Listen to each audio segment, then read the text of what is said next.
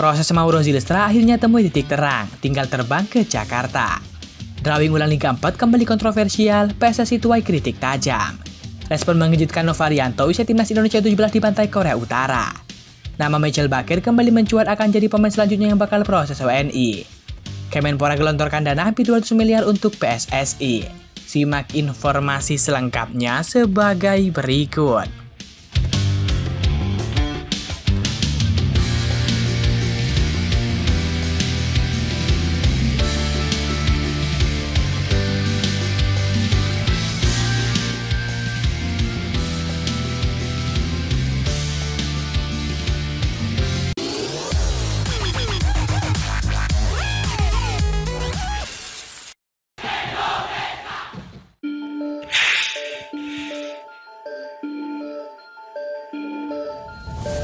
PSSI kembali memberikan klarifikasi usai hasil drawing ulang Liga 4 2025.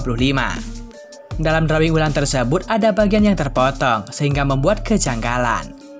Drawing ulang Liga 4 2025 telah selesai dilakukan pada Senin 14 April 2025. Kali ini drawing dilakukan lebih transparan dengan membuka bola undian di atas yang terlihat kamera. Sosok yang mengambil bola undian juga bukan lagi Ketua Asprof PSSI DIY. Untuk menghindari dugaan kecurangan seperti yang dilakukan oleh Desi Afrianto, Muhammad kini benar-benar membuka kertas undian dari bola di atas meja. Drawing berjalan lancar tapi ada momen yang terpotong. Momen ini kembali jadi sorotan masyarakat yang kembali sedikit menduga adanya kecurangan. Tapi PSSI mengklarifikasi momen tersebut lewat exco-nya yakni Arya Sinulinga. Melalui postingan Instagramnya, Arya Sinulinga menyatakan jika hal tersebut disebabkan oleh karena adanya gangguan internet. Mengenai drawing Liga 4 diramaikan lagi. Sebenarnya begini bahwa ketika di-live-kan ada freeze, ujar Arya Sinulinga. Jadi ada masalah gangguan teknis internet yang terjadi. Tapi kami tadi memastikan bahwa kamera yang sama untuk live dan juga kamera yang merekam itulah yang kami ambil dan juga kita lihat itu yang sekarang kita buat untuk di YouTube PSSI.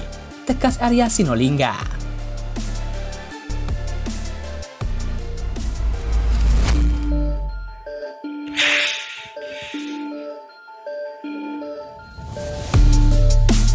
Menpora RI Dito Aryo Tejo menyatakan bahwa Persatuan Sepak Bola Indonesia yakni PSSI mendapatkan anggaran terbesar dari kementeriannya sebab mereka mematok target meloloskan timnas Indonesia dari skuad junior sampai skuad senior ke Piala Dunia.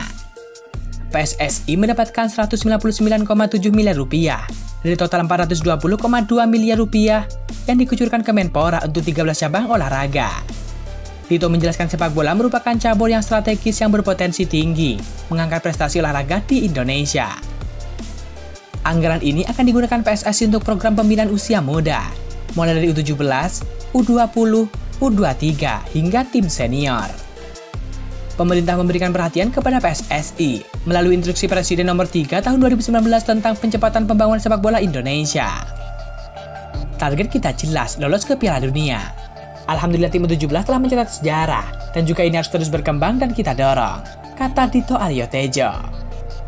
Ketum PSSI Erick Thohir pun menyatakan bahwa kepercayaan masyarakat menjadi aspek penting dalam pembinaan olahraga nasional termasuk sepak bola.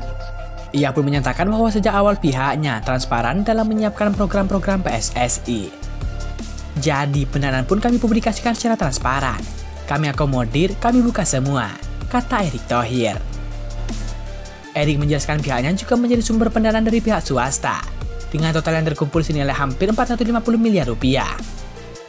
Ia menegaskan PSSI bertanggung jawab atas semua dana yang terkumpul, melalui upaya peningkatan prestasi sepak bola yang telah menunjukkan hasil.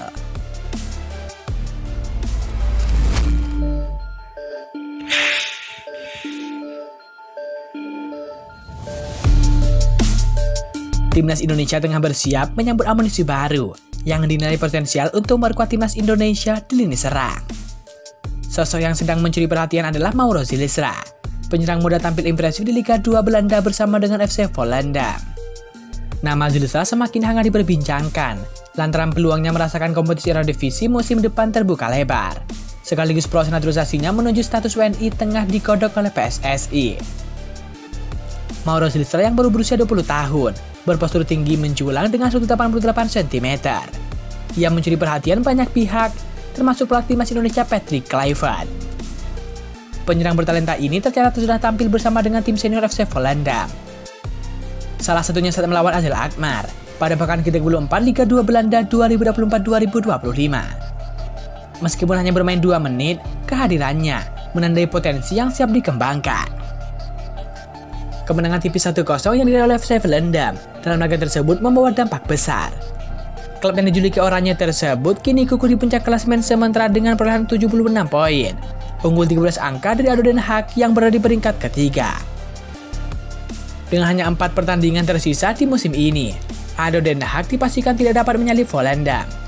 Artinya klub Mauro Zilestra hanya tinggal menunggu waktu untuk mengunci tiket promosi kasta tertinggi sepak bola Belanda Eredivisie.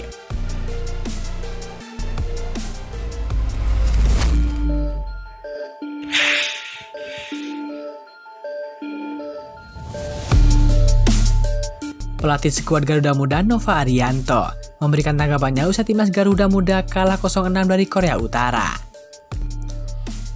Timnas Indonesia 17 kalah 0-6 dari Korea Utara U17 di babak perempat final Piala Asia 17 2025 di Stadion King Abdullah Sport City Stadium. Sebelumnya, saya ucapkan kepada Korea Utara yang bermain luar biasa pada malam itu. Terlepas hasil pada malam ini, saya berterima kasih kepada pemain saya yang bermain luar biasa pada malam ini. Secara hasil ini pastinya tidak sesuai dengan harapan kami. Tapi para pemain pasti belajar di situasi ini agar lebih siap pada pertandingan berikutnya, kata Nova Arianto. Dalam pertandingan ini, Korea Utara tampil begitu luar biasa dengan menunjukkan determinasi tinggi, penguasaan bola yang kuat, serta taktik, teknik, fisik, dan mentalitas yang luar biasa. Dalam laga ini Korea Utara mampu unggul 1-0 pada menit ke-7 melalui sontekan Choi Song-hoon usai meneruskan umpan sepak pojok. Kemudian pada menit ke-19 Korea Utara berhasil menampakkan keunggulan menjadi 2-0 melalui tembakan voli kapten tim Kim Young-jin. Pada menit ke-47 Korea Utara berhasil membobol gawang Indonesia lewat sontekan Ri Kyung-bung usai meneruskan umpan Pak Hwang-song yang berhasil merangsek masuk ke kotak penalti Indonesia dari sisi kanan.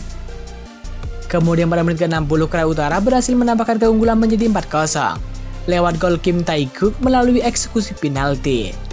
Lalu pada menit ke-61 Korea Utara berhasil memperlebar skor 5-0 atas gol dari Ring Kang-ring. Lantas menit ke-70 Korea Utara berhasil unggul 6-0 atas Indonesia lewat dari gol dari Park Jae-won. Hingga pertandingan berakhir tak ada gol tambahan yang tercipta. Indonesia kalah 0-6 dari Korea Utara di perempat final. Kekalahan ini membuat Indonesia tersingkir di perempat final dan juga gagal lolos ke semifinal Piala Asia 17 2025. Meski tersingkir di babak perempat final, Indonesia sudah memastikan diri lolos ke Piala Dunia U17 2025.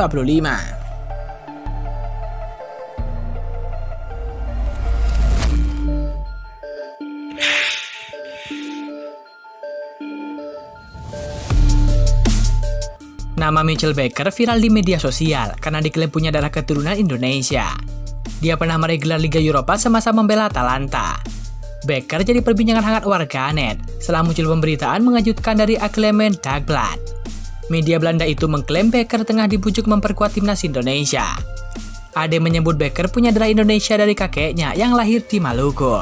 Pemain Lille ini diklaim menyadari minat timnas Indonesia, tapi belum memberikan respon apapun.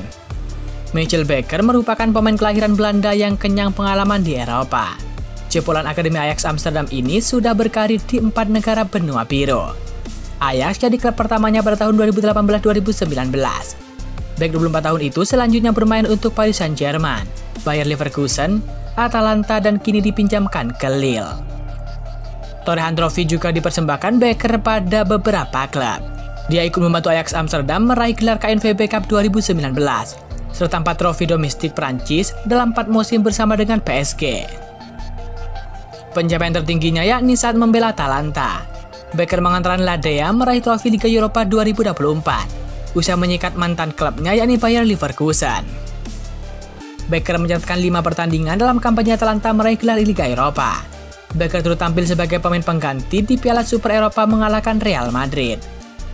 Berbagai pencapaian di level klub tak kunjung membuat Baker dipanggil ke timnas Belanda. Padahal dirinya sudah aktif membela oranye di level kelompok umur mulai U15 hingga U21.